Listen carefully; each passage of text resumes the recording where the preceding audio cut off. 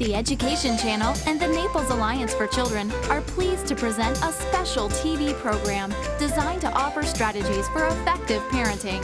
The show features child development experts and it spotlights important topics parents may be dealing with. Now, here's Myra Shapiro.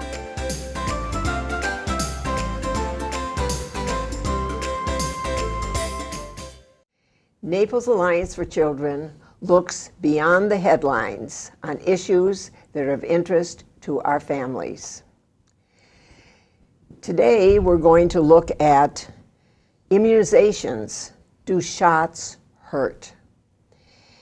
And come with us while we explore just how immunizations, measles, and all other preventable diseases are perceived by others, perceived by the health department, by the medical communities, and what we can do about those headlines that are staring us in the face every day. My guests today live in the world of immunizations. That's all they talk about, are immunizations. They will address the important issues that face not just our children, not just parents, but our community, the world. Absolutely. My guests are David Fee, and I'm going to read all their credentials, except all I know is you have a lot of letters after your name, which will be on the screen. You're Operations and Management Consultant for the Department of Immunization Section, the Fort Myers Field Office. That's correct. And Cynthia, Cindy Whetsell, who is an RN, a nurse. She has a very long title. Executive Community Health Nursing Director, Director of Family and Personal Health with the Department of Health here in Collier County. And what is really good when I see this, that the counties aren't just sitting by themselves doing things. You're cooperating, you're doing things together so that it's not just because the boundary between Collier and Lee County or wherever it is, people go back and forth. So you have to have really the same policies. Let's just look at the headlines first. The big headline now is measles. And it started in Disneyland, and they blame it all on Disneyland, all these people that went to Disneyland. And can you just tell me just what the implications of this starting in one section of the country? Sure. As you mentioned, it started in Disneyland. Probably a traveler, a visitor, at the park who was infectious with a disease, exposed other people who were also visiting the park from various parts of the country who were either immunized or under-immunized. They became infected with the measles, and as a result, they traveled back to their respective states and exposed others who were also unimmunized or under-immunized, and they became infected. So now I believe the latest count is, 17 states, is it? It's quite a few states involved. And now, it was gone, like smallpox. It's gone. No one gets measles. No one knows the deafness and the deaths that come from measles. That's correct. So what about here, Cindy? What about in Collier County?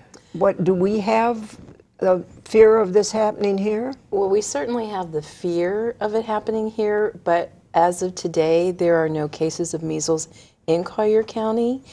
However, part of the fear are the children who aren't immunized or the adults who aren't immunized, because if they're not immunized, then they're not protected and there's more of a chance of them getting measles. So that's our fear right now, is that we have folks in our county who are not immunized. According to our statistics from the Florida Shots immunization module that we have 1,490 children in our county with religious exemptions, and 320 of them are 5 years old or younger. So it takes herd immunity to keep everyone safe from a vaccine-preventable disease. And in order to have herd immunity, 95% of the population needs to be immunized. So what we're looking at is that we have less people getting immunized, so that's very scary for us because there's more of a chance of people getting the disease. What's the big deal? In the days when I was a kid, someone had measles or mumps or whatever it was, you threw them all in the room, get it over with, get it done with, because once you have the disease, you're good for life. You can't get it again. So why doesn't this work? That group in Disney, why don't they just put them all together, give them all measles, and they're home free? They don't need the shot and all this stuff from the shots. Because like you said, Myra, in the beginning, you remember seeing children in the office that had side effects from having the measles. Measles can kill. Children die from measles. I'm trying to think how many people, was it 80% of the folks that have been infected with measles ended up being hospitalized. So it's not as easy as it sounds. People can die from measles, and I wouldn't want to take the chance of that being my child. And now, what about the people you mentioned they're exempted, religious exemptions from measles. Are there others, and what is the fear? Why don't people immunize their kids? It's a great question. So in addition to religious exemptions, you're also going to have children who may have a valid medical contraindication to receiving the vaccine. So because of a health issue, they cannot receive it. They'll always be at risk of becoming infected with it if they were exposed.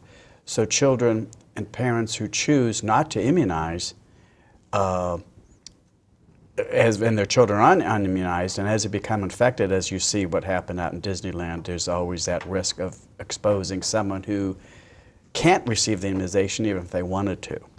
So those who are immunizing really are protecting those who can't. Yeah, That's absolutely. Maybe pregnant mothers. Mm-hmm. I know that was my talk with the flu vaccine, that someone says, oh, I don't need it, I can have the flu. I said, well, do you know anyone who's pregnant or is maybe going to be pregnant? Mm-hmm. And she goes, oh my gosh. Yes. And or a child under the age of 6 months can't have flu vaccine, so you're protecting them too, a little infant. And what about measles? Is that the 6 month for measles also? Measles vaccine is given at 1 year of age, and so children less than a year old really are at risk for getting measles because they haven't been immunized yet. So that's definitely a fear. They have mom's antibodies if mom's been vaccinated for measles at birth.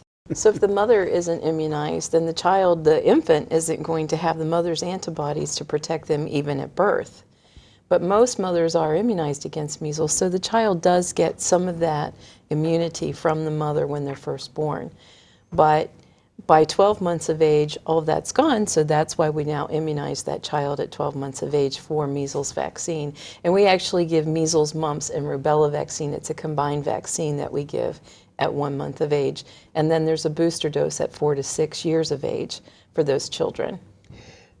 Now, the people, religious exemptions, is that the only thing? I mean, one of the things is, my gosh, it hurts. Those kids, they scream and they yell and you have to hold them down, unless Cindy is giving it because she does a really good shot. Right. You know, it's just, you know that it's not going to hurt at all. But why, what other reasons, and how do they get around, not, since it's required by law, when you start school, you have to have, by law, have this, except when? Sure. As you mentioned, there's children who are unimmunized. There's a lot of news out there on the internet. In particular, remember the study with the measles vaccine a number of years ago that from Dr. Wakefield, published in the Lancet, British Journal. And of course, it was discredited, and in fact, he lost his medical license. And what was that in regard? That was autism. In regards to autism and MMR. Yes. So, unfortunately, and MMR is measles, mumps, rubella vaccine. All right. Sorry, it's a combination vaccine that we use to immunize children. Okay. So, you're right. There's a lot of misinformation out there, especially people looking for news. They view the web as their sole way of getting the news, as most people do, but you can't always rely that what they're receiving is truly scientific. Now, as far as how can they get around receiving immunizations that are required for school, you're correct. In Florida, they are required to receive 2 measles vaccine at the time of kindergarten entry all the way up through the 12th grade. And as well as child care centers and Head Start centers. They need to receive those vaccines depending on their age appropriately receive those.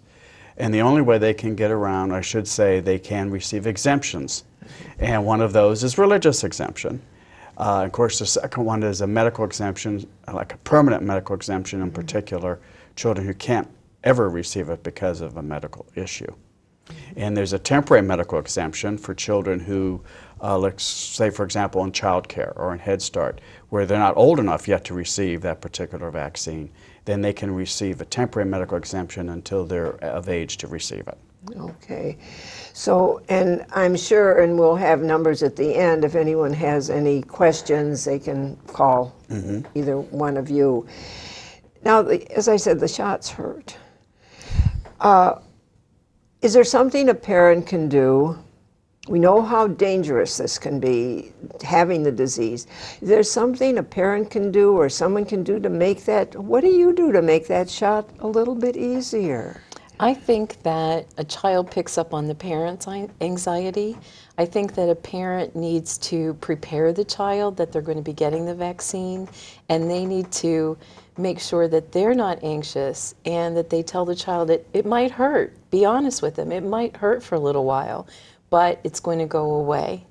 And of course, you know, we try to be as calm as possible. We tell them what we're going to do, and then we go from there. So I think that it's really important for the parent to prepare the child, to prepare themselves, and to realize with the MMR vaccine, the vaccine itself does hurt. It burns.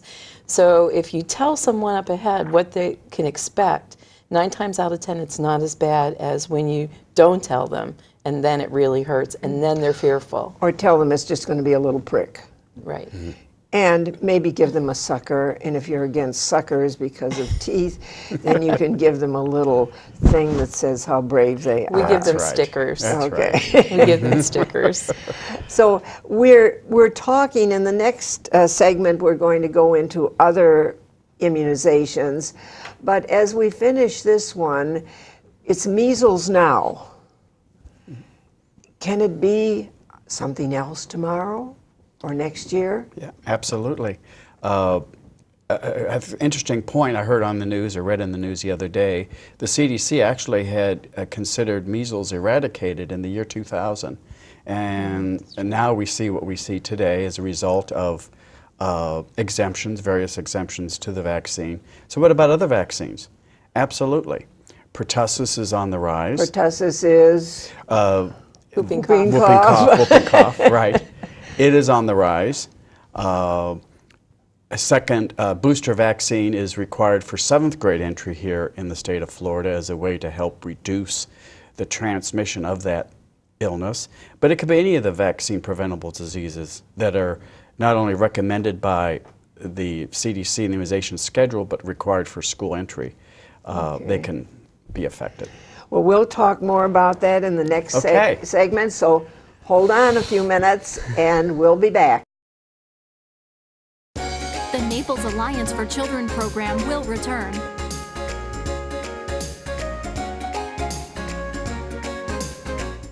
Are you concerned about your child and don't know where to turn? Naples Alliance for Children offers information and free referral services for Collier County children and families. Are you concerned about your child's progress in school, your child's behavior, physical growth, social and emotional development? Are you concerned about intergenerational issues? Contact Naples Alliance for Children, www.napleschild.org, or call 239-649-5260.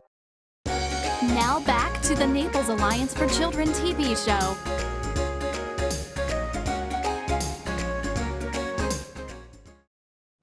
Welcome back as Naples Alliance for Children explores immunizations.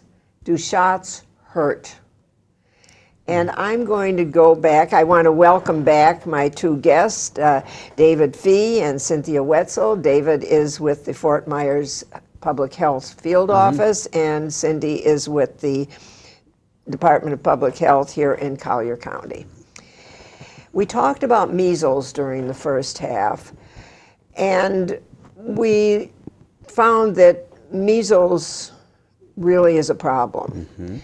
But when the question we asked at the end of the broadcast was, can any other outbreaks happen, even though immunization, and David, I think you said that measles was supposed to be eradicated completely, That was just really in 5 years, that was a consideration. but not now. No, exactly right. So what other diseases are preventable? And once there's a vaccine, it's a preventable disease. It's not a disease that can't be prevented. What other, I mean, now, influenza, the flu, Yes. Flu. people, that's a tough one, isn't it, to get people to take the flu vaccine, because particularly this year, because it supposedly didn't work. Exactly. And we've got that. We have chicken pox. We have tetanus, which is if you get a cut, you should have a tetanus shot. Pneumonia, particularly I think for adults, and particularly as you get older. There's polio that I thought was eradicated. Hepatitis A and B. And I don't know what else. There may be others too. There's human papillomavirus, which is known as HPV. Meningitis, meningococcal diseases. We have a vaccine for that. And diphtheria. There's a vaccine for diphtheria. I think you said polio. So there are several vaccine preventable diseases, and I think, Myra, what I always think about, and what I've been saying for years and years, and what we're really seeing now, is that vaccine preventable diseases are just a plane ride away. We've definitely seen that with measles, and we see that also with pertussis. Those are the two that I would say are the most prevalent right now in the United States, wouldn't you, David? Yeah, absolutely. That's what we're seeing. We've seen pertussis over the... I think in California they have this already. Why does everything start in California? I don't know. Free living. Right. But it's a little bit. I grew up where I saw the iron lungs for polio. I saw the deafness and the deaths from measles, and mumps. People don't think anything of it now. I think the feeling is it's not around, so I can't get it. Right. It's not a disease. And like you said, right. people don't know the severity of the disease. I had a friend who had pertussis when they were a child, and she said that... And let's say pertussis is whooping cough. Whooping cough. Okay. Sorry. I don't know. I mean, I call it whooping cough. Right, right. But, you know, she went on to tell me how terrible that was and how scary it was and how sick she was and that her family was afraid she was going to die. I have another friend who did have polio and still has some health issues because of the polio when they were a child. So I don't think that parents do see that. One thing that we give parents is a book when they come for religious exemption that talks about vaccine preventable diseases and people who decided not to immunize their children and they did get a vaccine preventable disease and what happened to that person with that vaccine preventable disease, some of those ending in death. So it really is important that people understand how dreadful the diseases can be. And I think this is, you're the public health department, so you're pushing these things. One thing we didn't, you do push these things, right? Because they're important. Absolutely. Also, we didn't bring up in the first half, but I think this is important for all vaccination, can't afford it. I can't afford going to the doctor and getting all these shots. They're really expensive. What's your answer to that? Well, vaccines are free through the Department of Health throughout the state of Florida, not just in Collier County, but also there's a program called Vaccines for Children that private pediatricians are involved in.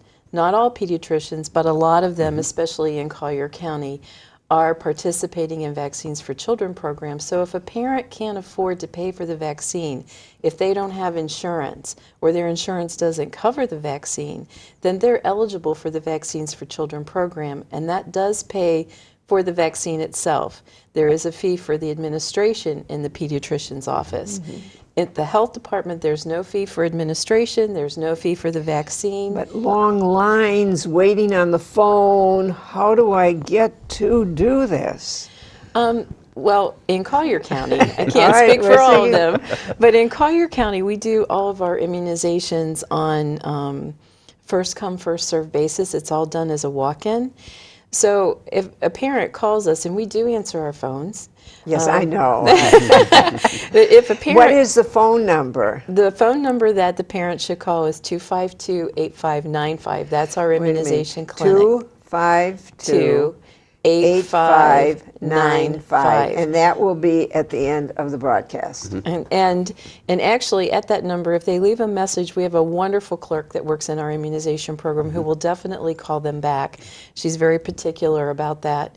And you know, we try really, really hard to make the wait as short as possible for parents. Now, if your child needs a vaccine for school, because children are required to have that Tdap vaccine, which is tetanus, diphtheria, and acellular pertussis, before they go to the 7th grade. If they need that vaccine for 7th grade, the parent should come and see us now for the child that's in 6th grade to get that vaccine and not wait until 2 weeks before school starts. That's when you're going to see long lines and long waits.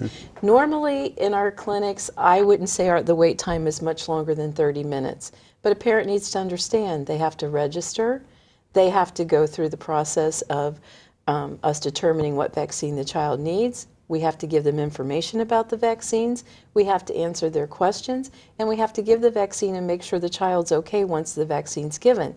That takes time, but that's a quality service that we want to give you.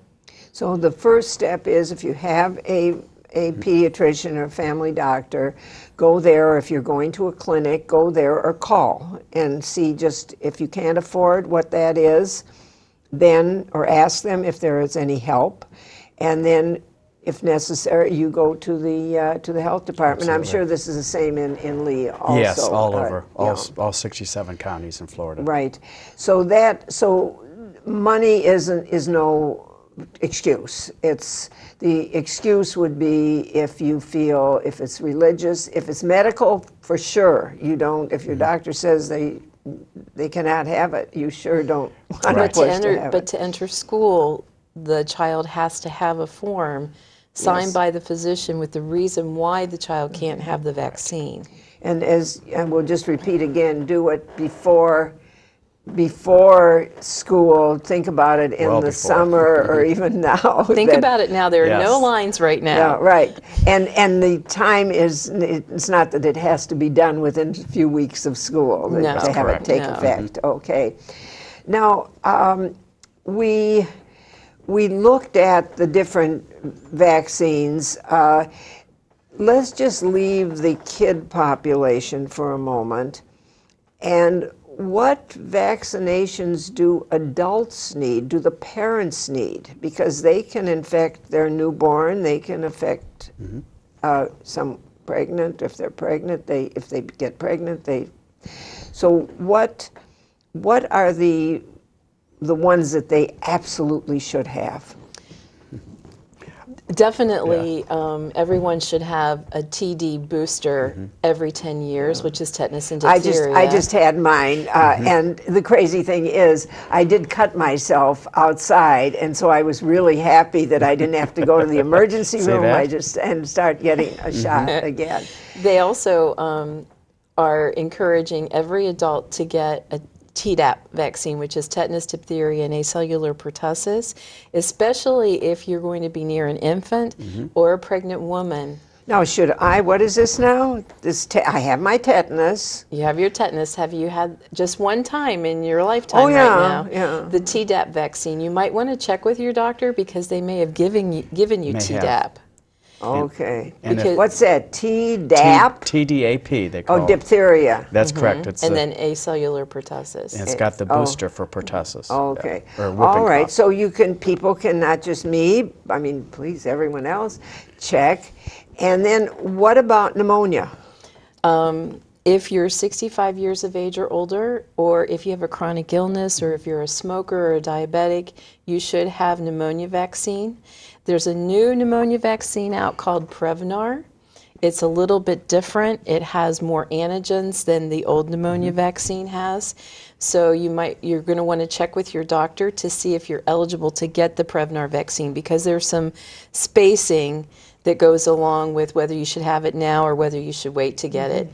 The other one that I think is important for adults is the Zostavax vaccine, or the shingles vaccine. Yes, I didn't even think of that. Yes, and I mean, I'm big into vaccines, but my husband had shingles, and once you know someone who has shingles, you go right in and get that vaccine, right? Yeah. It's a And that is what shingles is caused by.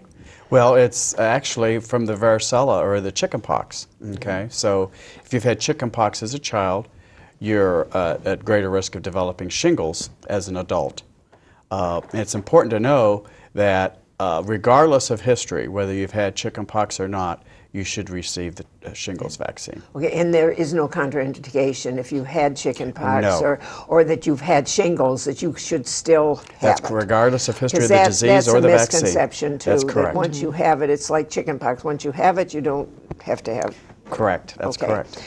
All right, now we're getting towards the end of the show, and I'm sure that you folks are open, and other people at the public health units are open, or your own family doctor, they'll be open to answer questions, and you can always call Naples Alliance for Children.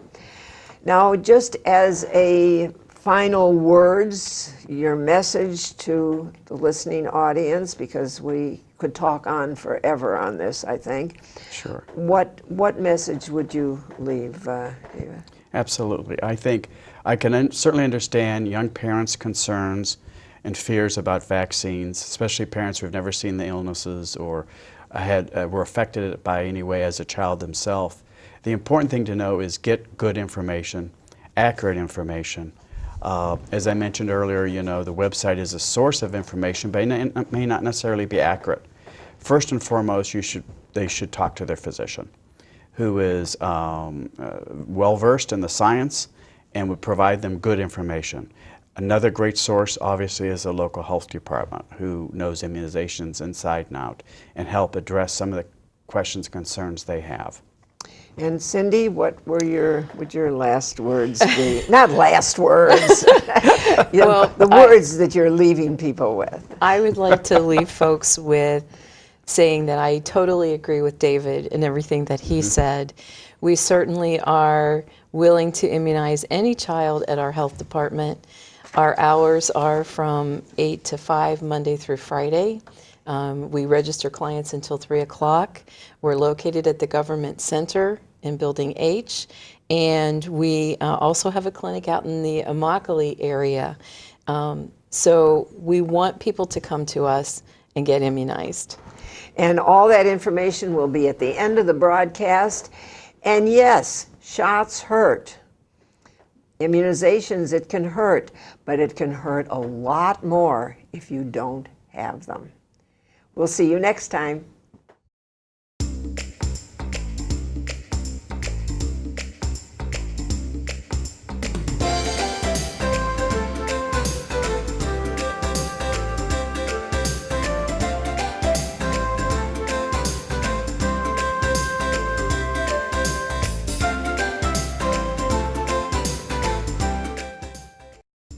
Thank you for watching the Naples Alliance for Children, presented by the Education Channel.